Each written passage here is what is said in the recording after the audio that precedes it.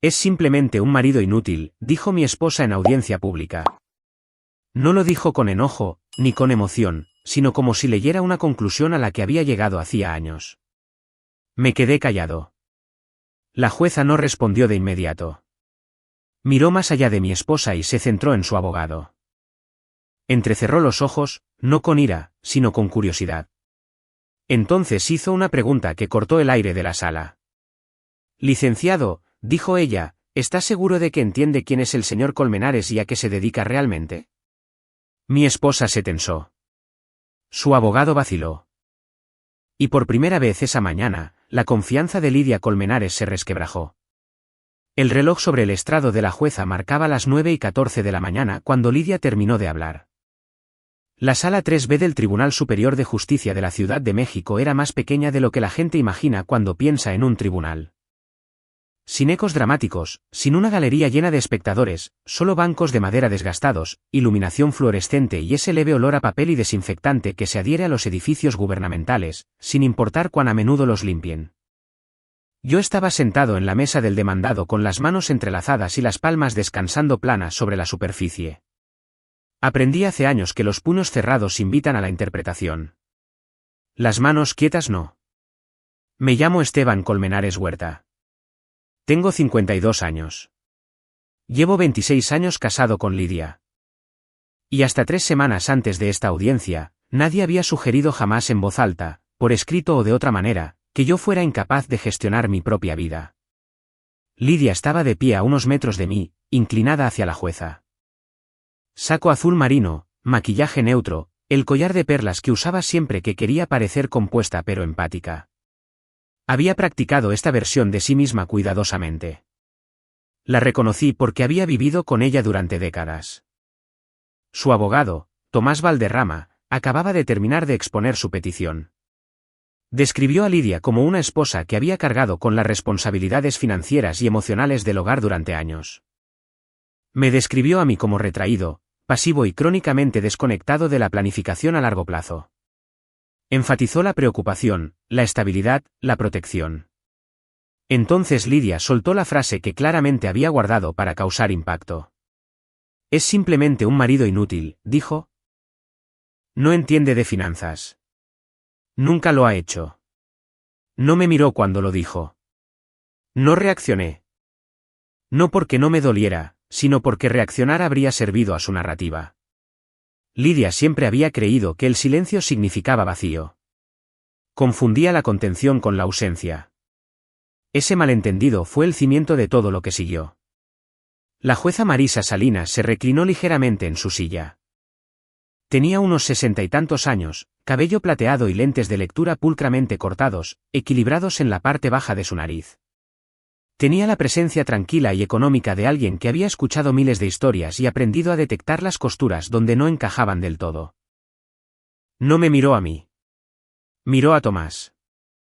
Licenciado, dijo con voz uniforme, ¿confía en que entiende los antecedentes profesionales del señor Colmenares? Tomás parpadeó. Sí, su señoría. Trabaja en operaciones, gestión de riesgos, creo.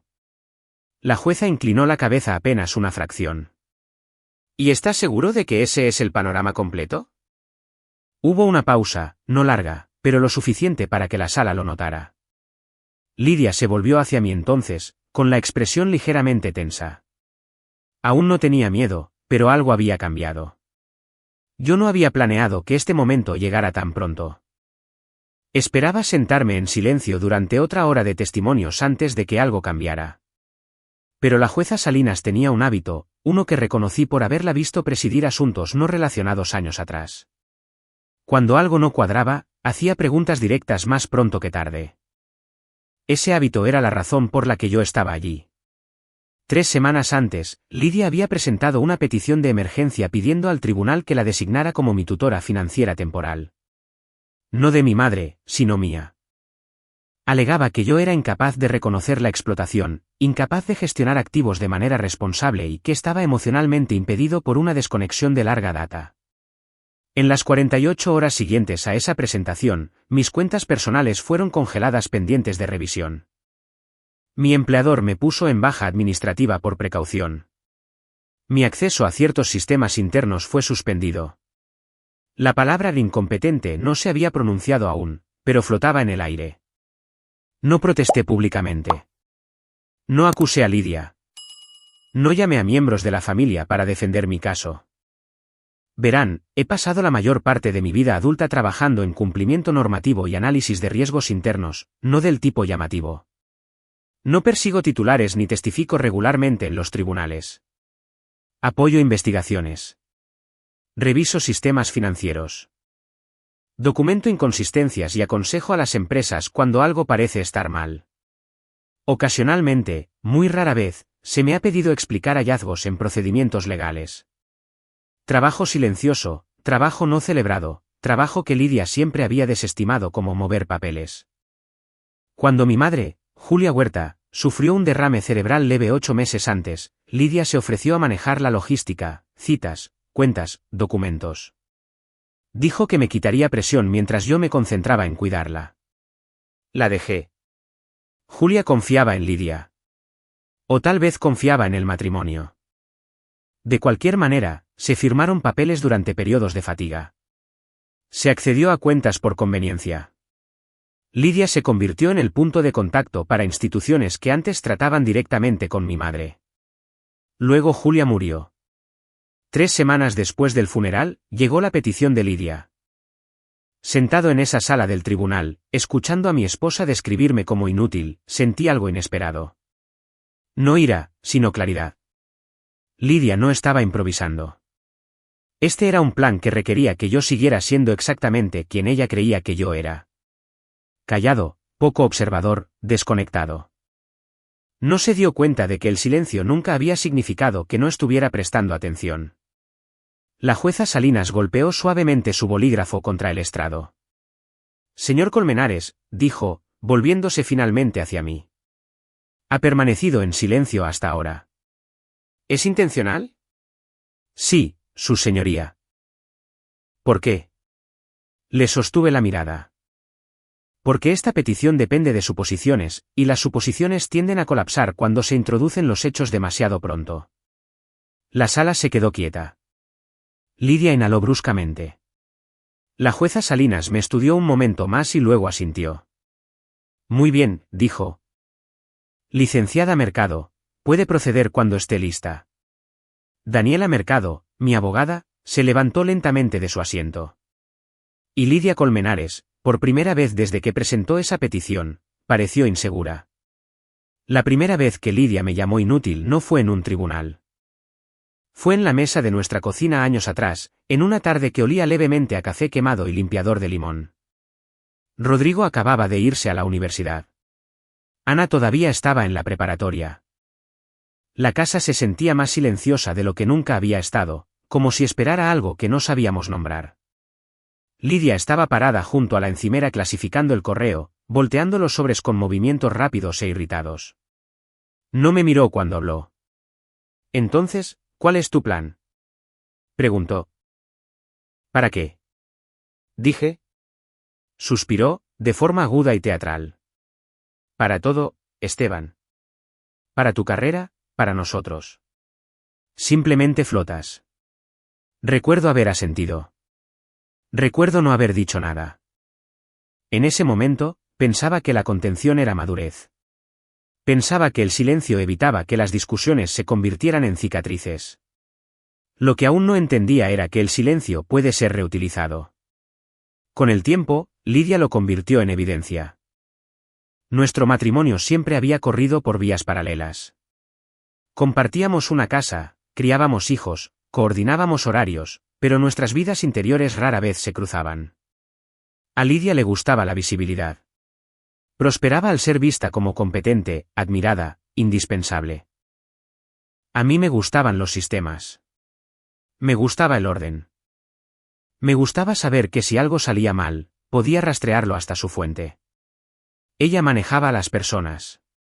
Yo manejaba los procesos. Al menos así empezó. Gradualmente, Lidia se hizo cargo de todo lo que requería una firma. Movió nuestros ahorros a un banco diferente sin decirme. Se agregó a sí misma como el contacto principal en nuestro seguro. Les dijo a los niños que le preguntaran a ella sobre el dinero porque a papá no le gusta lidiar con esas cosas. Cuando me resistí suavemente, ella lo enmarcó como renuencia. «¿Odias la responsabilidad?», decía. «Te estoy ayudando». Y como no quería pelear, lo dejé pasar. El cambio con mi madre sucedió silenciosamente. Julia siempre había sido meticulosa con sus finanzas. Balanceaba su chequera cada domingo por la mañana con una taza de café, 2 de azúcar, un chorrito de leche. Guardaba los recibos en sobres etiquetados. Le gustaba saber a dónde iba cada peso. Después de que murió mi padre, me dijo, el papel es memoria. No lo pierdas. Cuando empezó a olvidar cosas pequeñas, lo noté antes que Lidia. O tal vez Lidia lo notó y no dijo nada. De cualquier manera, Lidia intervino con una confianza que al principio se sintió tranquilizadora.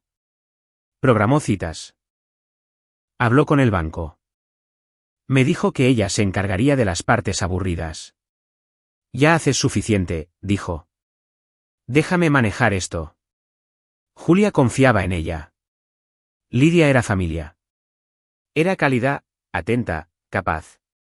Cuando Lidia traía documentos para firmar, Julia no los cuestionaba. Estaba cansada. Se estaba recuperando. Asumió buena fe. Yo también la asumí. La primera señal de alerta llegó meses después, cuando Lidia mencionó casualmente que había estado moviendo cosas para simplificar las cuentas de Julia. Pregunté qué quería decir. Ella le restó importancia con un gesto. Solo limpieza, dijo. No necesitas preocuparte. Pero preocuparse es un hábito que no se desaprende fácilmente. Después del funeral de Julia, la casa se llenó de los rituales habituales, guisados, tarjetas de condolencia, conversaciones que nunca llegaban al punto. Lidia se hizo cargo. Coordinó con la funeraria. Manejó las llamadas telefónicas. Agradeció a la gente en mi nombre. 3 semanas después, recibí la petición. Llegó por mensajería, gruesa y oficial, dirigida a mí por mi nombre completo. Me senté en mi auto en la entrada durante varios minutos antes de abrirla, viendo la condensación acumularse en el parabrisas. Cuando finalmente leí las palabras, incapacidad financiera, tutela de emergencia, se sintieron irreales, como si pertenecieran a la vida de otra persona. Lidia estaba pidiendo al tribunal que la designara como mi tutora financiera temporal. No porque hubiera tomado decisiones imprudentes, no porque hubiera perdido dinero, sino porque, según ella, yo era incapaz de reconocer la explotación. La ironía no se me escapó. En cuestión de días, mis cuentas fueron congeladas pendientes de revisión. Mi empleador me puso en baja administrativa por abundancia de precaución. Sin acusación, sin explicación, solo suspensión. Años de trabajo constante reducidos a un periodo de espera. Rodrigo dejó de devolver mis llamadas. Ana envió un solo mensaje de texto: mamá dice que necesitas ayuda. Esa noche, dormí en el sofá. Lidia no me pidió que lo hiciera. No necesitó hacerlo. A la mañana siguiente, abrí mi laptop y comencé donde siempre lo hacía, con los registros. No acusé a Lidia. No la confronté. No llamé a miembros de la familia para defenderme. Saqué estados de cuenta bancarios. Solicité historiales de transacciones. Construí una línea de tiempo. Los patrones no se anuncian a sí mismos. Se revelan lentamente si eres paciente. Me tomó la mayor parte del día antes de notar la alineación. Retiros pequeños, honorarios de consultoría, transferencias justo por debajo de los umbrales de reporte, todo agrupado alrededor de fechas específicas. Fechas en que Lidia había visitado a mi madre sola. Las resalté, las crucé con referencias, construí una hoja de cálculo. Al final de la semana, había identificado múltiples transacciones por un total de cientos de miles de pesos que no correspondían a ningún gasto documentado. Cuando le pregunté a Lidia sobre una de ellas, con cuidado, neutralmente, ella sonrió. No te preocupes por eso, dijo. Lo tengo bajo control. Ese fue el momento en que algo cambió dentro de mí. No ira, no traición. Reconocimiento. Lidia no se veía a sí misma robando. Se veía a sí misma corrigiendo un desequilibrio. Creía que merecía el control porque creía que nos había cargado durante años y creía, verdaderamente, que yo nunca me daría cuenta. Esa creencia era lo más peligroso que llevó al tribunal, porque el silencio, una vez confundido con ausencia, se convierte en un riesgo, y Lidia había construido todo su caso sobre la suposición de que yo no tenía voz.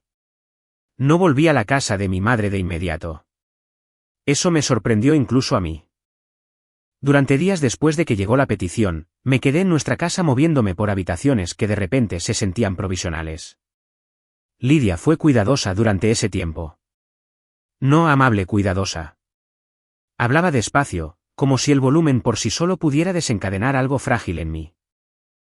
Me recordaba citas que no tenía. Se ofrecía a manejar cosas que no le había pedido tocar. Estaba construyendo un expediente, así que esperé. Cuando finalmente conduje a la casa de Julia, era un jueves gris por la mañana, ese tipo de gris que aplana todo y hace que los colores retrocedan. Coyoacán estaba tranquilo, el vecindario sin cambios en formas que se sentían casi acusatorias. Las mismas fachadas de ladrillo, los mismos setos recortados lo justo. Las mismas banquetas que mi madre solía barrer cada sábado, como si alguien la estuviera calificando.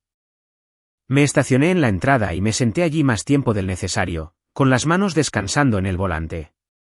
La casa no parecía una escena del crimen. Parecía una vida pausada a mitad de una frase. Entré. El aire olía a lavanda y libros viejos. El olor de Julia. La sala estaba ordenada pero vivida. Una manta doblada sobre el brazo del sofá. Una pila de libros de la biblioteca en la mesa auxiliar. Sus lentes de lectura al revés, exactamente donde siempre los dejaba. Fui directo a la habitación de huéspedes. Julia guardaba sus registros en un archivero de 4 cajones, beige y poco notable. Servicios, médico, banco, impuestos. Etiquetaba todo con letras de molde pulcras. Después de que murió mi padre, me dijo, si algo me pasa, sabrás dónde buscar. Abrí cada cajón. Al principio, nada parecía estar mal. Los estados de cuenta estaban allí. Correspondencia, copias de cheques. Pero después de una hora, los patrones comenzaron a deshilacharse. Sobres vueltos a sellar, estados de cuenta fuera de secuencia, huecos donde deberían haber estado los originales.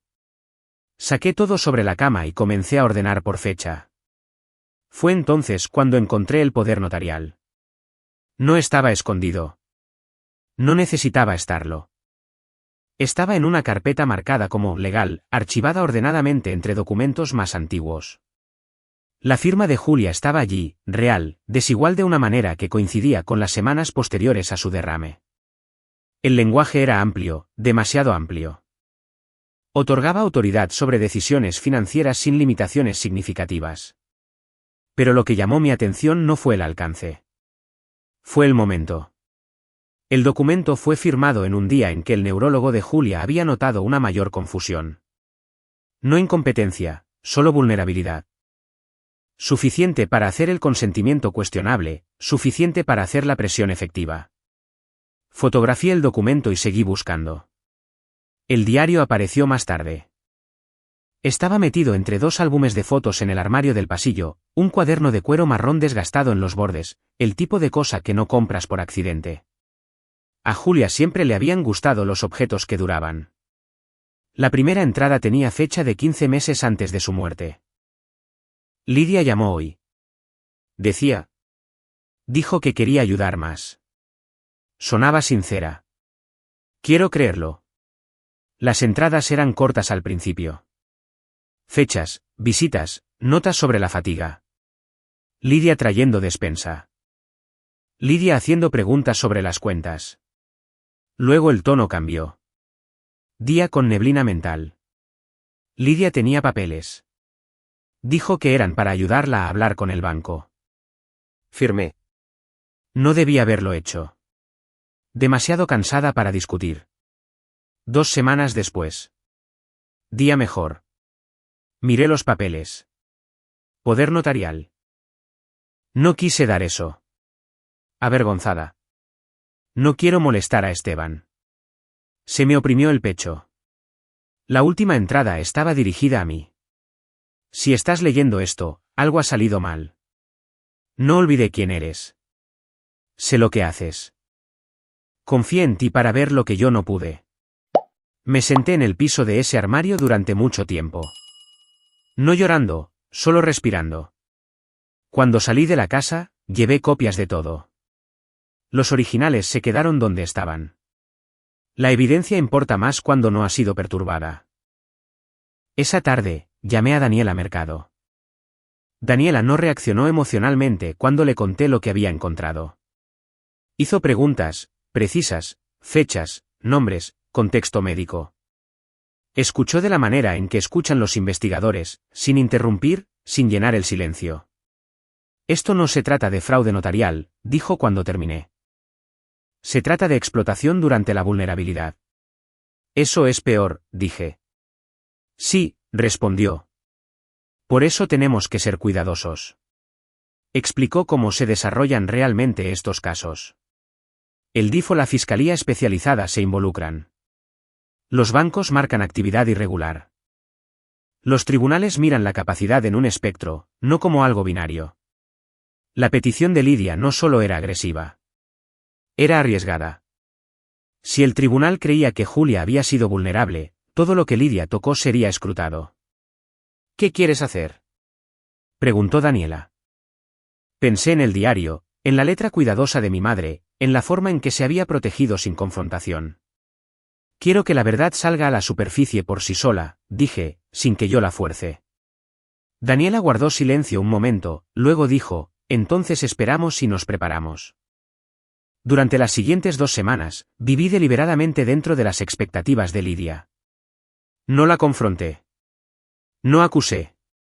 Respondí a las preguntas de su abogado mínimamente durante la deposición preliminar. Cuando me preguntaron sobre mi trabajo, lo describí llanamente. Sin adornos, sin credenciales ofrecidas voluntariamente. Consultor de auditoría interna, apoyo de cumplimiento, análisis de riesgos. Lidia vio la deposición por enlace de vídeo. La vi relajarse a medida que avanzaba. Sonrió cuando respondí simplemente. Asintió cuando no me expliqué a mí mismo. Confundió la contención con la rendición. En el fondo, Daniela trabajaba. Solicitó registros bancarios a través de los canales adecuados. Coordinó con oficiales de cumplimiento que marcaron transacciones que no coincidían con los propósitos declarados. Alertó discretamente a las autoridades de protección al adulto mayor, DIF/Fiscalía, desencadenando una revisión paralela, no una acusación, una indagatoria. Para cuando se acercaba la audiencia, múltiples sistemas se movían independientemente. Eso era importante. La verdad tiene más peso cuando no depende de una sola voz. La noche antes de la audiencia, volví a la casa de Julia una última vez. No entré. Me senté en mi auto, estacionado junto a la acera, viendo la luz del porche proyectar un brillo familiar. Pensé en cómo mi madre se había preparado para esto sin saber exactamente cómo se desarrollaría. No había levantado la voz. No había acusado. Había dejado un rastro. En el tribunal a la mañana siguiente, cuando Lidia habló y Tomás repitió su narrativa, me quedé en silencio. Cuando la jueza Salinas hizo su pregunta, cuando la sala se pausó, entendí que habíamos llegado al punto que mi madre había anticipado. El punto donde el trabajo silencioso comienza a hablar por sí mismo. La sala 3B se sintió diferente después de la pregunta de la jueza. No más ruidosa, no tensa de la manera que la gente espera. Se sentía alerta, como si la sala misma se hubiera inclinado hacia adelante, esperando ver qué versión de la realidad se mantendría. La jueza Salinas no se apresuró. Se ajustó los lentes, miró una vez el expediente del caso frente a ella, luego miró directamente a Daniela Mercado. Licenciada Mercado, dijo, puede proceder. Daniela se levantó lentamente. Sin dramatismo, sin caminar de un lado a otro. Colocó una mano sobre la mesa, anclándose, y habló en un tono que sugería que no estaba allí para discutir, solo para aclarar. Su señoría, comenzó Daniela, esta petición se basa en la afirmación de que el señor Colmenares carece de la capacidad para reconocer la explotación financiera. Lo que pretendemos demostrar es que lo contrario es cierto, y que la explotación ocurrió porque alguien creyó que él no se daría cuenta. Comenzó con los registros bancarios. No todos, solo los suficientes. Una línea de tiempo simple apareció en el monitor. Fechas a la izquierda, transacciones a la derecha, retiros, transferencias y pagos etiquetados como apoyo administrativo y consultoría. Nada llamativo, nada obviamente criminal por sí solo. Estas transacciones, dijo Daniela, señalando la pantalla, ocurrieron durante un periodo de 10 meses. Cada una coincide con una visita de la señora Colmenares a la residencia de Julia Huerta. No a citas médicas, no a bancos. A la residencia. Tomás Valderrama se levantó a medias de su asiento. Objeción. Denegada, dijo la jueza Salinas con calma. Continúe. Daniela no se demoró. A continuación, dijo, abordamos el poder notarial. No acusó a Lidia de falsificarlo. En cambio, lo enmarcó clínicamente. Este documento fue ejecutado en una fecha en que el neurólogo de la señora Huerta documentó una mayor confusión y una función ejecutiva reducida. No incompetencia. ¿Vulnerabilidad? La jueza Salinas se inclinó ligeramente hacia adelante. En nuestra jurisdicción, continuó Daniela, la capacidad no es binaria. El consentimiento obtenido durante la vulnerabilidad, especialmente sin asesoría independiente, requiere escrutinio. Lidia se cruzó de brazos con fuerza. Daniela siguió adelante. Después de la ejecución de este documento, la señora Colmenares obtuvo acceso ampliado a las cuentas de la señora Huerta. Ese acceso coincide con un cambio marcado en el comportamiento de las transacciones. Hizo clic en la siguiente diapositiva. Antes de esta fecha, los patrones de gasto de la señora Huerta fueron consistentes durante más de una década. Servicios, despensa, farmacia. Después, vemos retiros discrecionales sin facturas correspondientes, sin facturación médica y sin documentación que respalde su propósito declarado. Tomás objetó de nuevo. Esta vez a su voz le faltaba confianza. La jueza Salinas lo denegó sin levantar la vista. Daniela hizo una pausa. Su señoría, dijo antes de proceder más lejos, creo que el contexto es importante. Se volvió ligeramente hacia mí. Señor Colmenares, dijo. ¿Puede explicar brevemente cuál ha sido su papel profesionalmente durante los últimos 20 años? Me puse de pie. Trabajo en cumplimiento interno y análisis de riesgos, dije. Ayudo a las organizaciones a identificar comportamientos financieros irregulares y debilidades sistémicas. La mayor parte de mi trabajo ocurre antes de que algo se haga público. ¿Ha testificado en el tribunal? Preguntó la jueza. Sí, dije. Algunas veces. Cuando las empresas necesitaban explicar hallazgos. No frecuentemente. La jueza Salinas asintió. Se volvió hacia Tomás. Licenciado, dijo. ¿Se incluyeron estos antecedentes en su evaluación de la capacidad del señor Colmenares? Tomás vaciló. Entendimos que su papel era limitado. Eso, respondió la jueza Salinas uniformemente, parece ser una suposición. Lidia se levantó abruptamente. No le gusta la atención, dijo bruscamente. Se esconde detrás de hojas de cálculo. Eso no lo hace competente. La jueza Salinas levantó una mano. Señora Colmenares, siéntese.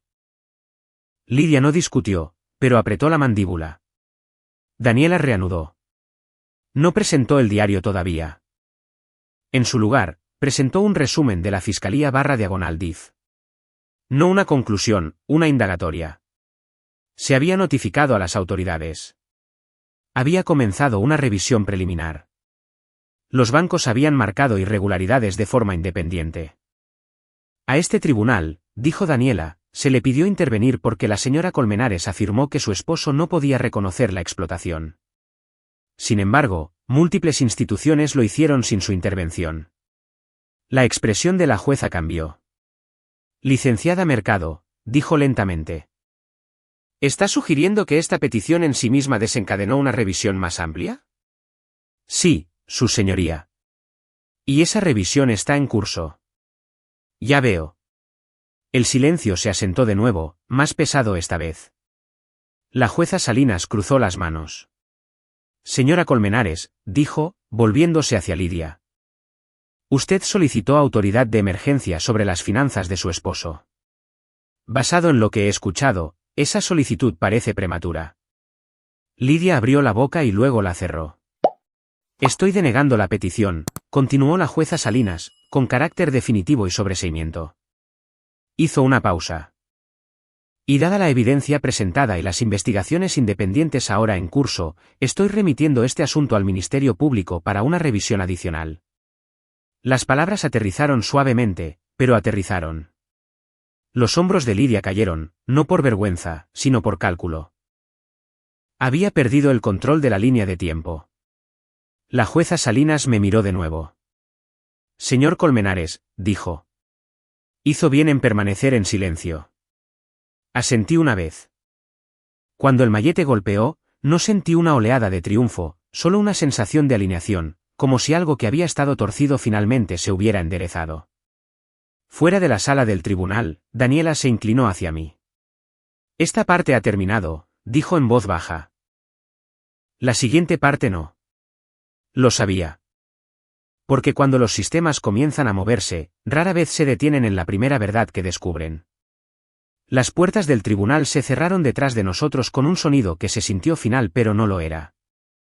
Afuera, el aire llevaba el filo agudo del inicio de la primavera, lo suficientemente frío como para mantener a la gente en movimiento. No lo suficiente como para excusar quedarse adentro.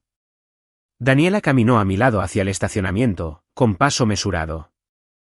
La petición está denegada, dijo, pero ese no es el final de esto. Lo sé, respondí. Lo que me sorprendió fue lo poco aliviado que me sentía. La denegación había levantado una amenaza inmediata, pero no había restaurado nada de lo que Lidia había tomado.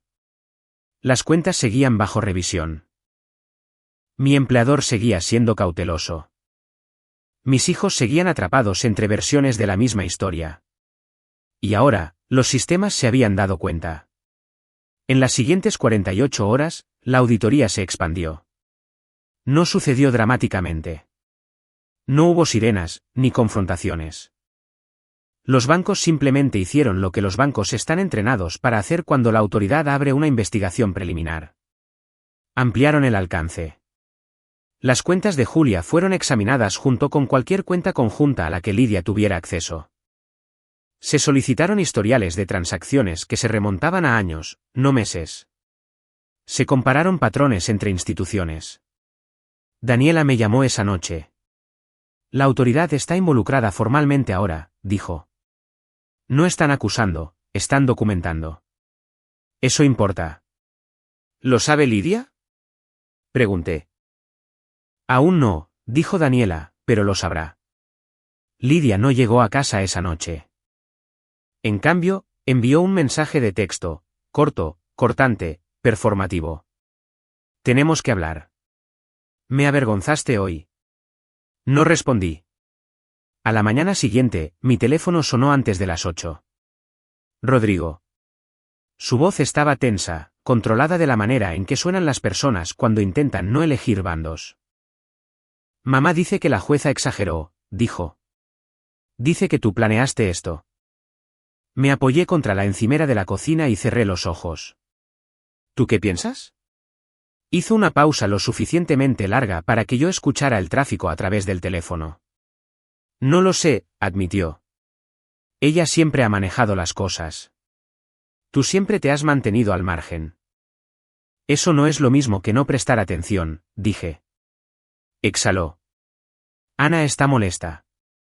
No ha llamado, dije. Tiene miedo, respondió Rodrigo. Mamá le dijo que se mantuviera fuera de esto. Eso tensó algo en mi pecho. Dile que no tiene que elegir, dije. Solo tiene que decirse la verdad a sí misma, si a nadie más. Rodrigo no respondió de inmediato. Está bien, dijo finalmente. Se lo diré. Colgamos y la casa se sintió cavernosa. Más tarde esa tarde, Daniela reenvió un correo electrónico de un oficial de cumplimiento bancario. El tono era neutral, procesal. El contenido no lo era. Se habían marcado múltiples transacciones como inconsistentes con los propósitos declarados. Varios pagos dirigidos a una entidad de consultoría externa plantearon preocupaciones debido a la falta de licencia y documentación de respaldo. Se había enviado una solicitud de información adicional al titular de la cuenta, Lidia. Entrará en pánico, dijo Daniela cuando la llamé. Ahí es cuando ocurren los errores. No quería que Lidia entrara en pánico. El pánico hace a la gente impredecible. Quería que explicara. Las explicaciones dejan rastros. 2 días después, el DIF/Fiscalía me contactó directamente. Una trabajadora social llamada Elena Morales se presentó por teléfono. Su voz era tranquila, practicada. Estamos realizando una revisión estándar relacionada con la cuenta de Julia Huerta, dijo. Necesitaremos hablar con usted y su esposa por separado. Por supuesto, respondí. Elena preguntó sobre los hábitos de Julia, sus rutinas, su independencia antes del derrame. Respondí con cuidado, con la verdad. No acusé a Lidia. Describí hechos, fechas, observaciones. Elena tomó notas y me agradeció. Estaremos en contacto, dijo. Lidia llegó a casa esa noche tarde, cargando una tensión que no intentó ocultar. Me están interrogando, espetó, dejando caer su bolsa sobre la mesa.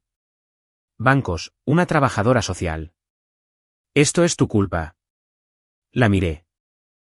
Parecía más pequeña de alguna manera, no disminuida, sino comprimida por el peso del escrutinio. Este es el resultado de tu petición, dije uniformemente. Pediste supervisión. Ella se burló. Pedí proteger a la familia. Declarándome incompetente, respondí. Sus ojos destellaron. Eres incompetente, Esteban. No entiendes cómo funcionan las cosas. Casi sonreí. Casi. Diles eso, dije. Ella me miró fijamente, luego se dio la vuelta, con la mandíbula apretada. La semana siguiente se estiró finamente. Las autoridades entrevistaron a Lidia. Los bancos solicitaron aclaraciones. Daniela coordinó con los investigadores, con cuidado de no interferir. Mi empleador extendió mi baja administrativa, citando una revisión externa en curso. Sin promesas, sin plazos. Rodrigo visitó una vez, brevemente. Se sentó en el borde del sofá y evitó mis ojos. Ella no responde a las preguntas directamente, dijo en voz baja. Mamá. Sigue diciendo que la gente está tergiversando las cosas. ¿Le crees? Pregunté. ¿Vaciló? No sé qué creer. Eso es honesto, dije. Ana llamó 2 noches después. Su voz temblaba. Papá, creo que metí la pata. No lo hiciste, dije inmediatamente. Sea lo que sea. Me dijo que había visto a Lidia usando los aretes de Julia meses antes. Joyas familiares. Lidia había dicho que Julia se los había dado. Ana no lo había cuestionado en ese momento. Ahora no estaba segura. No se lo dije a nadie, dijo Ana. Tenía miedo de que mamá se enojara.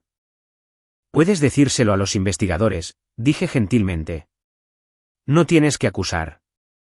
Solo di lo que viste. Ella sorbió la nariz. ¿Arruinará todo? Pensé en el diario de Julia, en la preparación silenciosa. No, dije. Aclara las cosas. Los hallazgos de la auditoría llegaron en piezas, no todos a la vez.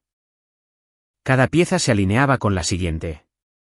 Transferencias dirigidas a través de un tercero, pagos justificados vagamente, documentación creada después del hecho. Entonces Daniela me llamó una tarde, con la voz más baja de lo habitual. Identificaron a la intermediaria, dijo. Una mujer llamada Jimena Peralta. Sin licencia, sin fianza. Ha sido contactada por los investigadores. ¿Respondió? Pregunté. Sí, dijo Daniela con cuidado, con abogado. Eso importaba.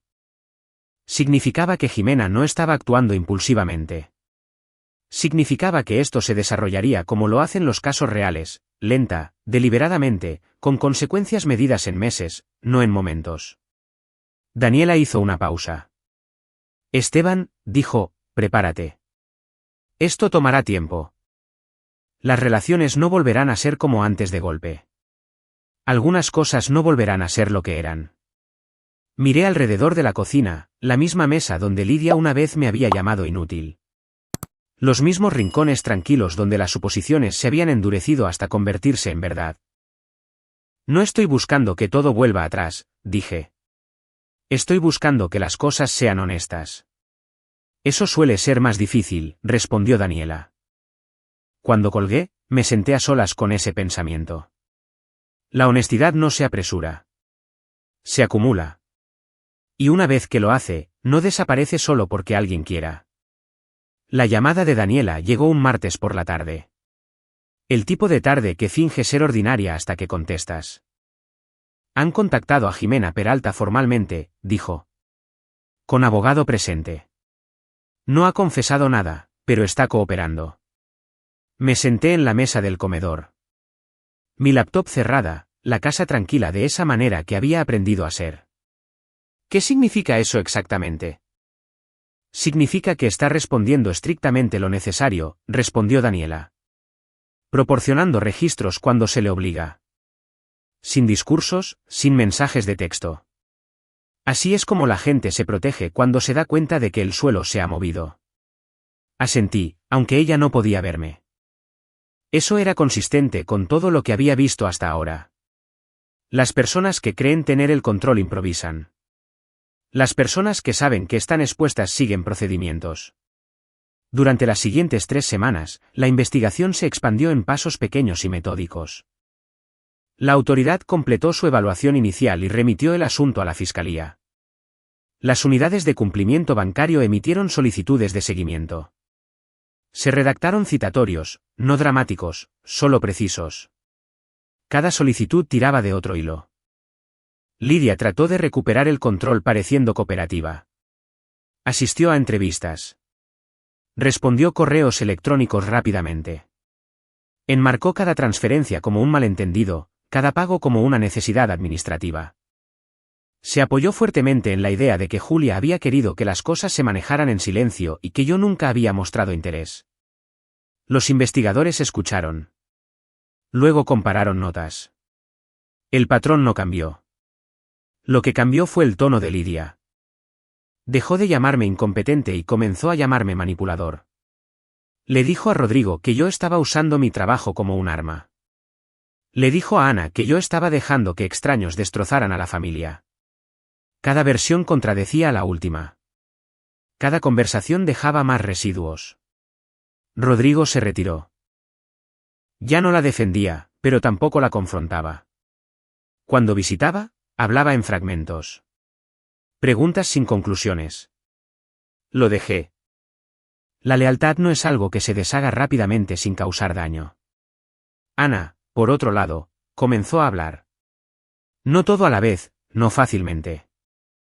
Describió momentos que no había pensado que importaban, su madre pidiéndole que hiciera mandados al banco, instrucciones para mantener las conversaciones vagas, recordatorios de mantenerse fuera de las cosas de adultos. Nada de eso era incriminatorio por sí solo. Juntos, esbozaban la intención. Daniela me advirtió que no sacara conclusiones en voz alta. Deja que ellos armen la imagen, dijo. Tu trabajo es permanecer consistente.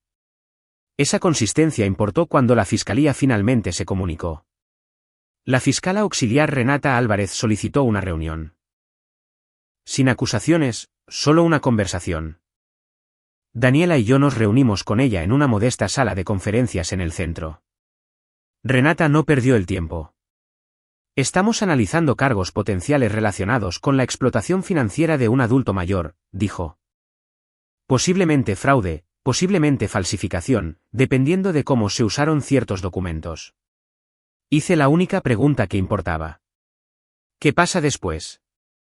Revisión de evidencia, respondió ella. Cooperación de testigos. Si se presentan cargos, ofreceremos un acuerdo. Si no se acepta, procedemos. Me miró cuidadosamente.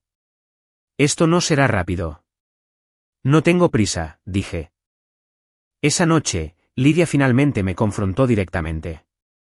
Esperó hasta que la casa estuviera tranquila, hasta que los niños se hubieran ido, hasta que se sintiera seguro controlar la narrativa de nuevo.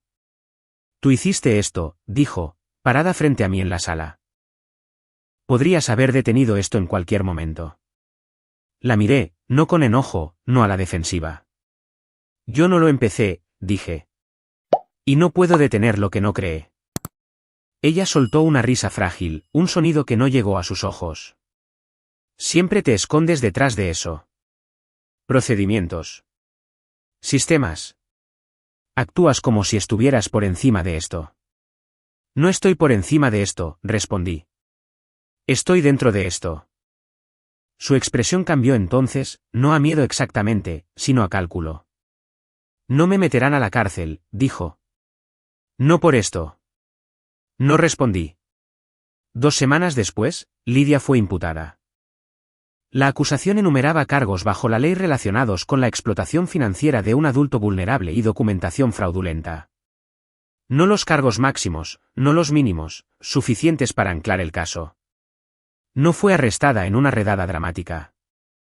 Fue notificada a través de su abogado y se entregó voluntariamente. El proceso fue procesal, predecible, de registro público, pero no un espectáculo. Tomás Valderrama renunció como su abogado al día siguiente. Las negociaciones del acuerdo tomaron meses. Lidia rechazó la primera oferta, luego la segunda. Insistió en explicaciones que contradecían la evidencia. Culpó al estrés. Culpó al matrimonio. Me culpó a mí.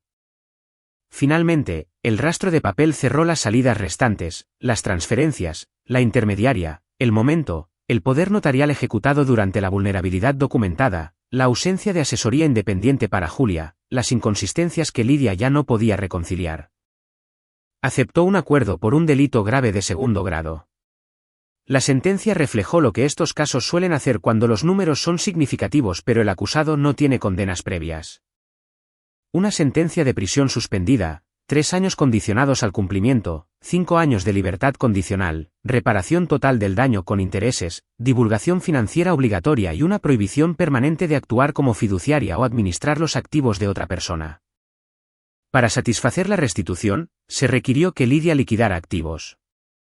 La casa salió al mercado, no la nuestra, la suya, una propiedad que había comprado discretamente el año anterior bajo el nombre de un fideicomiso que ya no podía justificar.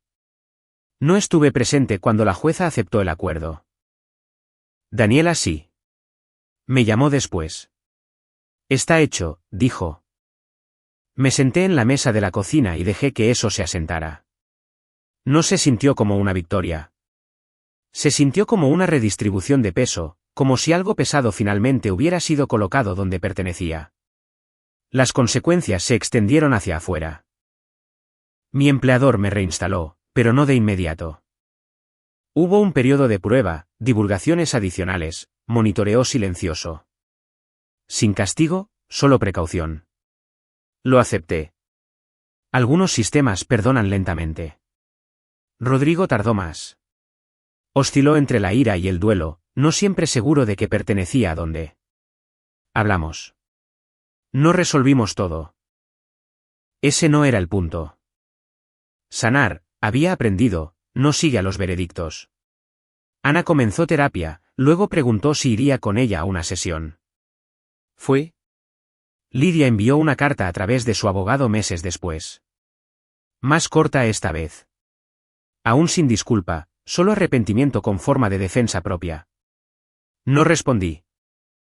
Algunas conversaciones no requieren cierre. Requieren distancia. Una noche, después de que la casa se hubo calmado de nuevo, abrí el diario de Julia y leí la última entrada una vez más. Si estás leyendo esto, había escrito, significa que no miraste hacia otro lado. Cerré el libro. Los sistemas habían hablado. Ahora era mi turno de vivir con lo que habían dicho. La primera vez que me desperté y me di cuenta de que el caso había terminado verdaderamente, nada se sintió diferente. Sin oleada de alivio, sin sensación de triunfo, solo quietud. Era temprano, antes de las 6. La casa estaba inmóvil, ese tipo de quietud que solía inquietarme. Me quedé allí escuchándola, dándome cuenta de que por primera vez en más de un año, el silencio no se sentía como algo esperando ser roto. El acuerdo se había ingresado 3 semanas antes. El papeleo finalizado, los calendarios de restitución aprobados, los términos de la libertad condicional establecidos. Lidia ya no luchaba, no porque hubiera aceptado la responsabilidad, sino porque no quedaban movimientos que no empeoraran las cosas.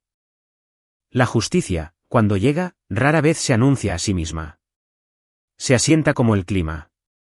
Las consecuencias financieras fueron más lentas. Había que pagar abogados. Las auditorías tenían costos. Incluso con la restitución ordenada, el dinero no regresa todo a la vez.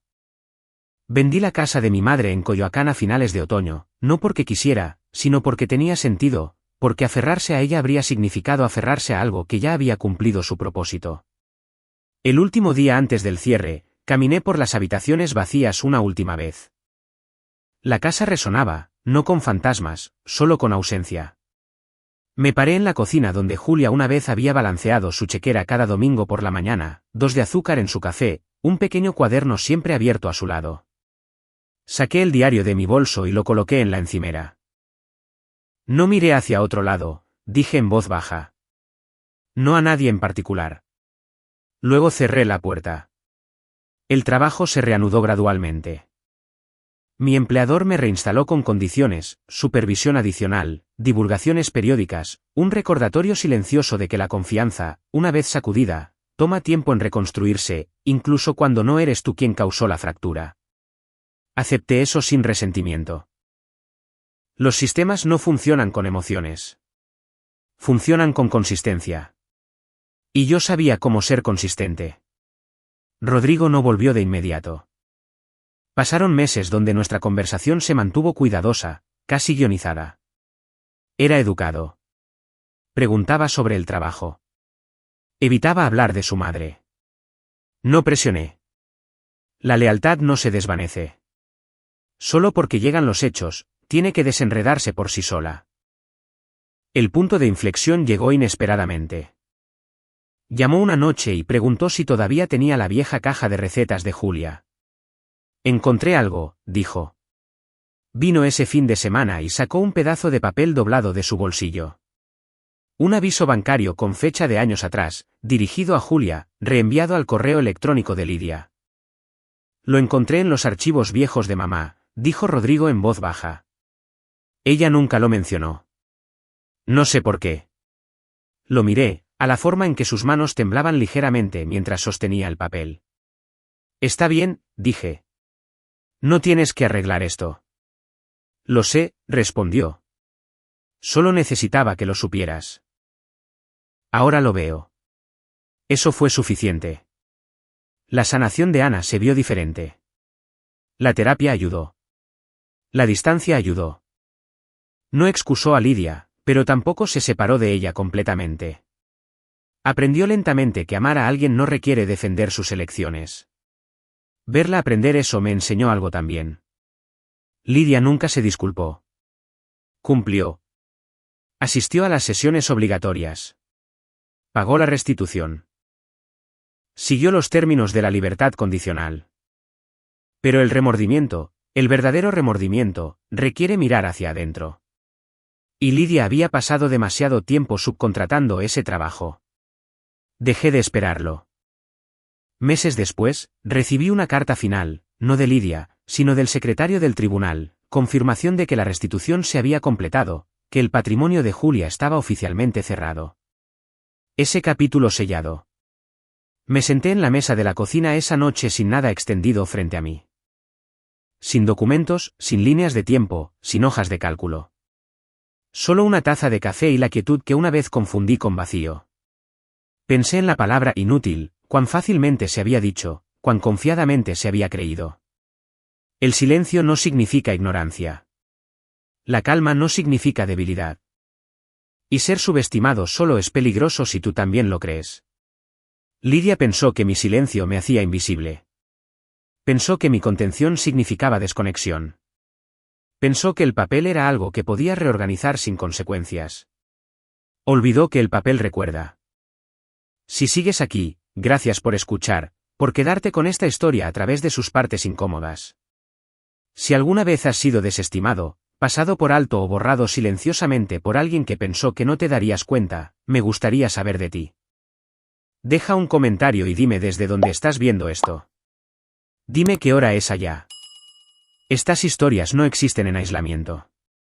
Viven en los espacios donde nos reconocemos a nosotros mismos. Y si quieres seguir caminando a través de historias como esta, historias sobre la dignidad y el largo arco de la justicia silenciosa, suscríbanse. Hay más por delante y sería un honor compartirlas con ustedes.